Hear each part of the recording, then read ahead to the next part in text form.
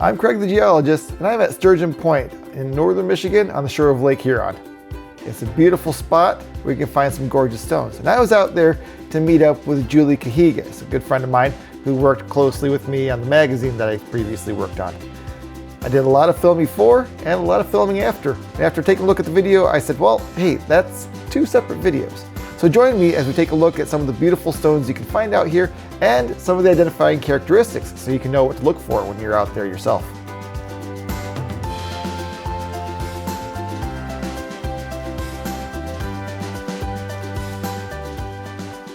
The focal point for a lot of folks at Sturgeon Point is the historic lighthouse, and it is a beautiful lighthouse. But for the rockhound, there is a mixed sand and rocky shore, and there is an extremely narrow, very dramatic point that goes out, that's Sturgeon Point, and it is completely rock covered. So there is some good rock hounding to be done out there. And this is in an area with a lot of sand, so it is a nice rocky enclave that's out in a generally sandy stretch of shoreline. So without further ado, let's head out there.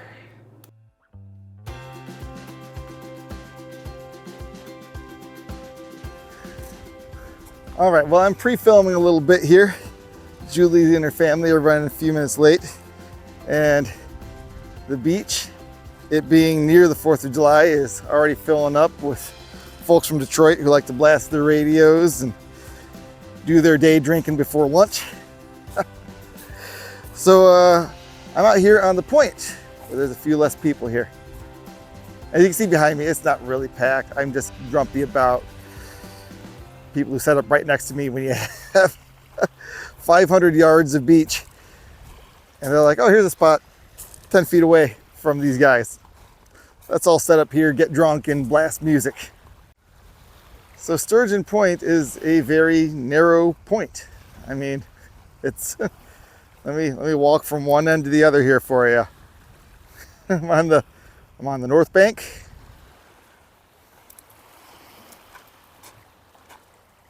I'm on the south bank, but it's made out of rocks, and in an area here with a lot of sandy beaches, it is a nice little rocky enclave for anyone who is looking for rocks. So what I'm going to do is just sit down and we'll have a look at a few rocks together. And as far as I can tell, this is as good a place as any. So I'm just going to pop a squat. Now you may notice I've got long pants on. There are a lot of sandflies out today. They go by different names, but they are biting flies that hang out on the beaches, and I just don't feel like getting eaten up. What have we got here? That's a pretty pink one.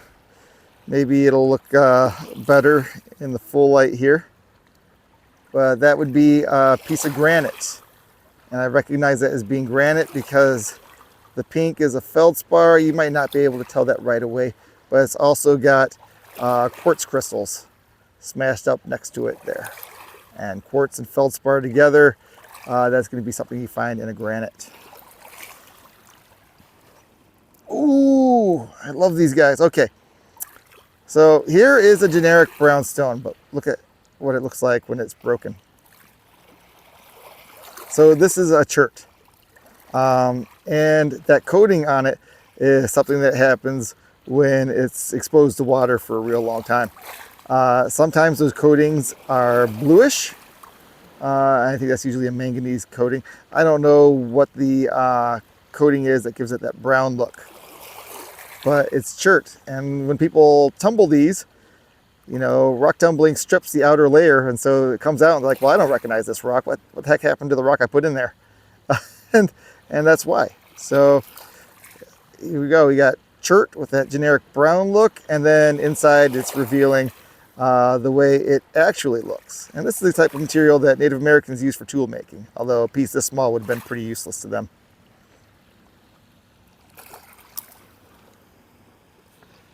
What else do we have right over here? We got a fossil.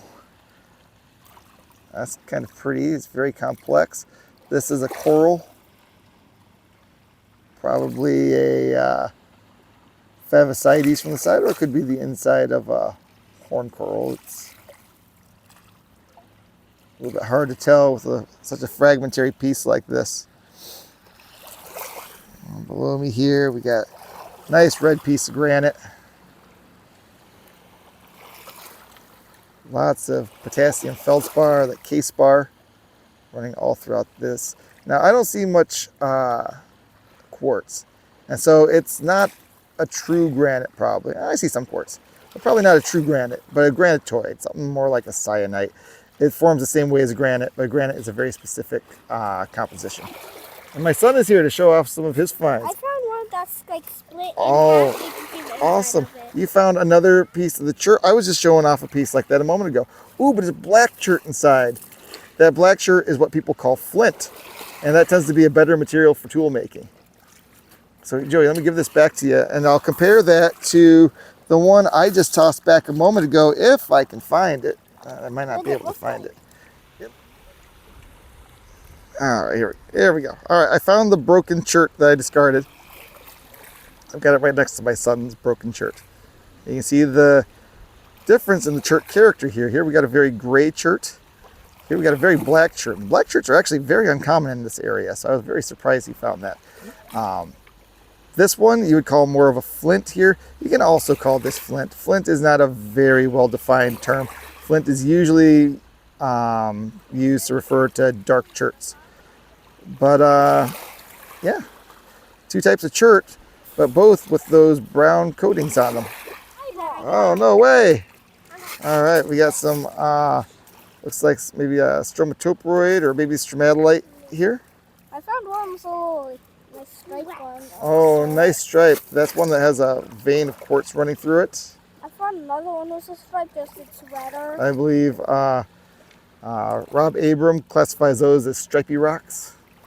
Ooh, you've got some interesting stuff here, Joey. I was just looking in the water. I found all these ones in the water. Let me see this guy right here. Oh, this is the type you would expect to find more often up in the Keweenaw. But this is a basalt that has a lot of amygdaloids in it. Oh, well, thank you for that. I'm going to put it right here while I'm talking. All right. I appreciate that. My daughter finds all sorts of treasures for me and then insists I take them immediately without hesitation. But this is an amygdaloidal basalt. The amygdaloids, the holes in that, are gas bubbles that were trapped in the basalt when it was erupted. And they filled with minerals after the fact. And I see a lot of chlorite and maybe some epidote in there. That is pretty cool, Joey. Good find. Yeah. Do you have another cool one you want to show me here? Oh, you found me another gray rock, sweetie. Thank you so much. This does have fossil in it, though. I found one that has a very nice looking fossil over here. Oh, this one, yes. That's probably a Cladopora fossil, which is a branching coral. Very cool. All right, and Yinza, what have we got here? Oh, beautiful Favosites coral probably here. So we got, let's look at one side here. I can get this to turn. You found another one. Can you put it on the ground right next to me so I can look at it later? Thank you so much. All right, now look at that head on. Isn't that a beauty? And you flip it over, and you can see just how thin all those coralites are in there.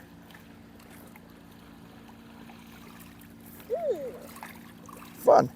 Nice one, sweetie. And you found a lot of fossils here, didn't you? What have we got here? We got a dark fossil soup one. This one's got a lot of fossils. Cool. Okay, hold on a second, Joey. The inside. Oh yeah, you're looking at the inside there of horn coral, maybe? Yeah, that's the inside of a horn coral. There you go. Can you put it on the ground next to me? Oh, another Thank Petoskey you. right next to your I leg. love it. I appreciate that, Sophie. Let's go another Petoskey. Right Another next to you. Petoskey. Let's see the Petoskey's here. This one here. Oh, yeah. Here we go. Tiny little fragmentary Petoskey, but that's definitely a Petoskey stone. And then another one in your hand is this one right here. There you go. All right. Can you put that on the ground next to me? Thank you. I love it, sweetie. one is. Another Petoskey there. Yeah, they Yeah, you're finding all sorts of nice corals. Ooh, and I'm getting bit by those sandflies. Me too. Yeah. Ooh, a little shell. Wait, Over no. here, this is a kind of a boring looking one, but it's very quartzy. It's actually a quartzite. And what it is it's a sandstone that underwent metamorphism. And this one has almost no color to it. It's a little yellowish, but it's pretty bland and colorless. And that means that it's actually a fairly pure quartzite. There wasn't very many mineral impurities mixed in with the quartz sand of the sandstone when it underwent metamorphism and the sand grains began fusing together. It's very little bend here. This one looks like just another fossil. Yes, yes, you got more fossils here. Yeah. Mhm. Go back to our sand. Okay, you can go back to the sand. Oh, hey. Yeah, I just found one laying on the ground right next to you. Here, I'll try to get away the Or they're sandflies. eating me up, but yeah. Almost looks like a spider web inside there, isn't it? Some bug on her back. Okay. Sophie, Well, that's a great find, Joey. Mommy, what's that on Sophie's back? That's a big beetle. It's harmless. There we go. Hey, Sophie, can you show me your back? There we go. Got a big beetle. There you go, Joey. Here's your fossil. Okay. You want to see the beetle, baby cakes? Yeah. All right, come here. Come closer to me. I'll get him off. Back up, back up, back up. It's impossible for him to There we be go. a tick because ticks are No, happy. he's not a tick. Another Petoskey, I think. Right? Look, this Here you kind go. of. See? This one is a little bit darker color. All right. All right, let me see the Petoskey. Petoskey? It could be, Joey. Don't lean on me. Thank you. Yeah, that's Petoskey. It's darker color in the Yep, it's got more muddy material mixed in with it. I want to say this area got a lot of Petoskey here. Oop, I didn't just smacked even- the, I didn't even look like carefully or something. Just yeah. pop out to me. Hey, don't kick water around here because I got the camera, bud. Sorry. That's all right. It's easy to forget. A lot of bones, fossil, a lot of Petoskey. Mm-hmm. Yeah, we're finding all sorts of stuff right here. And we haven't really moved. You guys moved around a little bit. I've been stationary here. This is a classic fossil soup. Look at all those crinoid stem segments in there. Your fly is a little annoying. You won't find very many agates out here. I'm sure there are some. There are just not very many out here. If I see an egg, I'll let you know. Absolutely.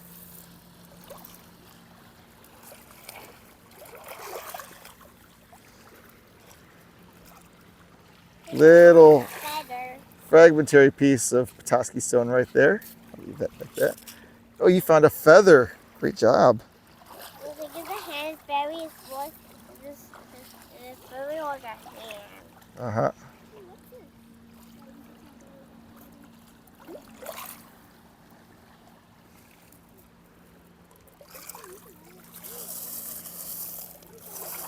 All right, what do we got just beneath the surface here? This red is going to be a rhyolite, I would say. Probably a less, I feel less certain about that now that I look at that. 'Cause it's kind of a brownish color. I wonder if that could just be a chert coating on there. Or rather, coating on a chert would be a more accurate way to phrase that. Over here, we have, oh, my shadow. All right, backing up a little bit. There we go. This guy right here. This would be a metamorphic rock. I feel pretty confident calling that because the greens and blacks kind of mixed together in that. But also the reds, I believe those are probably porphyroblasts that grew outward in place. This over here is probably igneous rock variety. Again, in the shade, having a hard time with the shade. But over here, look at this guy. Now, note how the larger pieces of that, the clasts, and I'm going to call these clasts, they're sharp and angular.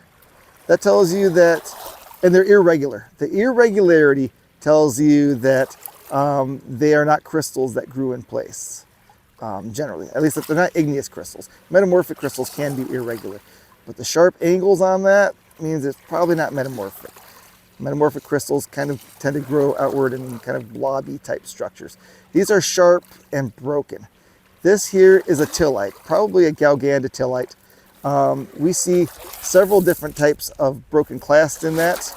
It is a dark material, even darker now that my daughter's shadow is covering it.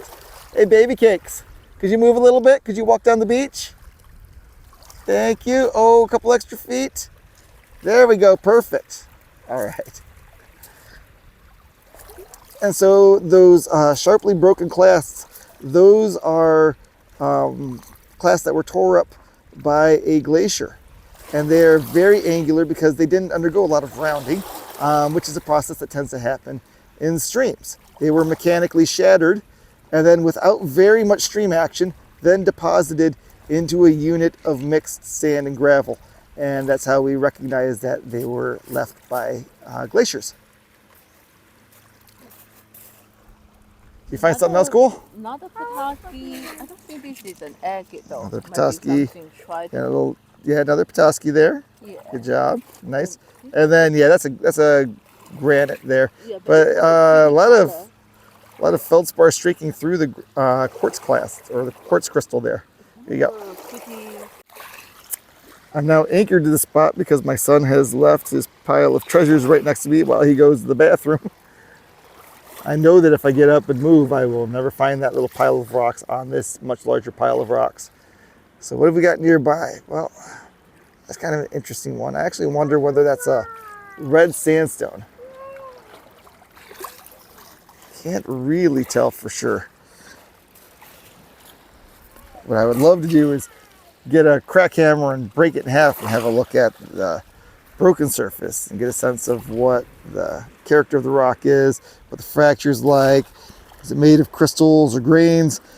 But when you're out here just looking at rounded rocks, it's a lot more difficult to ID stuff, unless it's something that you see all the time.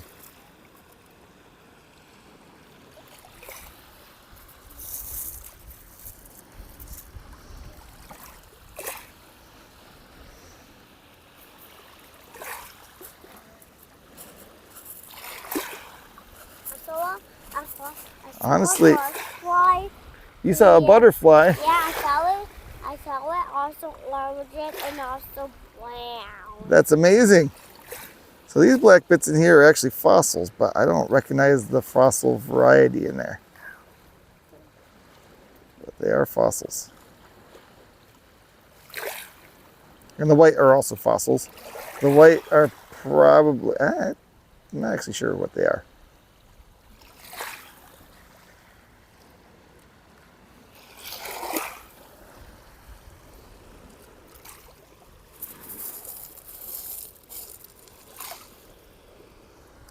Here we've got another granite. How can I tell? I've got yellow and pink feldspars smashed up against quartz. This is a granite.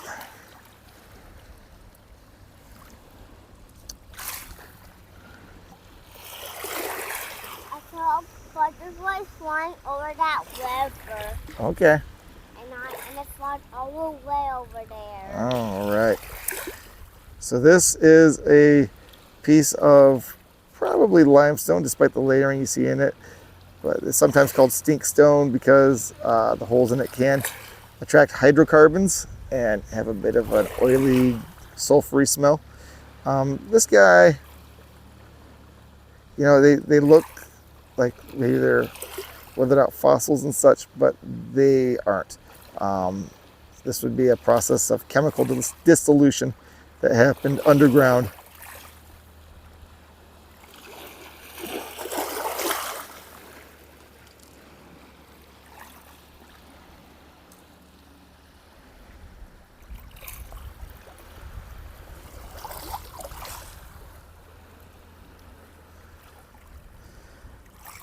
I do kind of wish my son hadn't left this pile of rocks next to me. There you go. Okay, thank you. I'm going to put that next to here in the pile of treasures. Thank you. All right. Careful you don't fall down. Well, thank you for joining me In part 2, Julie and her family will show up and we'll do a little more rock hounding together. So please join me next time. There you go. We do have some wildlife out here. I don't know if you can spot it among the rocks there. But there's a butterfly here with beautiful blue wings. Come back here, big mate. Come back here, big mate. Come back here for you, big mate. Come back here, you big mate.